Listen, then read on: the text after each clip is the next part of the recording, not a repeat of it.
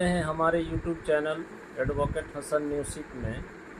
और हम लोग बात करते हैं हमारे देश में और जो सामाजिक कैटेगरी है EBC, MBC, annexure number 1, OBC, SC, ST, EWS। इस संदर्भ में मैं कुछ बातें आपसे आज शेयर करना चाहूँगा। जैसे EBC एक्सट्रीमली बैकवर्ड क्लास, इसको हिंदी में कहा जाता है अत्यंत पिछड़ा वर्ग। फिर MBC आता है मोस्ट बैकवर्ड क्लास। फिर एनेक्शन नंबर 1 आता है। तो EBC, MBC और एनेक्शन नंबर 1 एक ही चीज़ है, और ये स्टेट लेवल पर इसको रिजर्वेशन मिला हुआ है।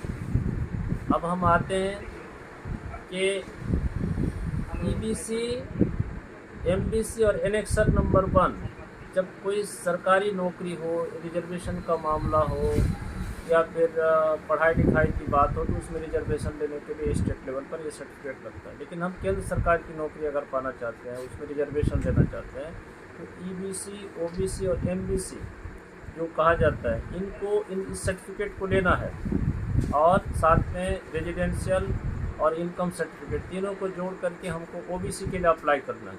और उस OBC का सर्टिफिकेट जब हमें मिलेगा, तो उस OBC के सर्टिफिकेट के आधार पर हम केंद्र सरकार की नौकरी, बैंक, रेलवे और आर्मी वगैरह में जा सकते हैं। अब आई EWS, economically weaker section, EWS, ये इनको भी रिजर्वेशन के दायरे में लिया गया है।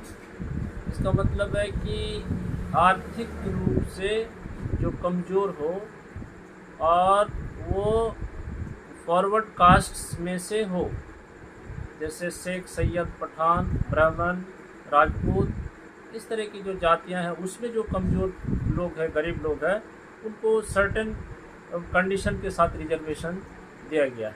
अब आया SC शेड्यूल कास्ट, वैसी जातियां जिसको अछूत माना जाता है, जैसे आपको डोम हुआ, चमार हुआ, ऐसी कुछ जातियां हैं, धोबी हुआ, ठीक है ना।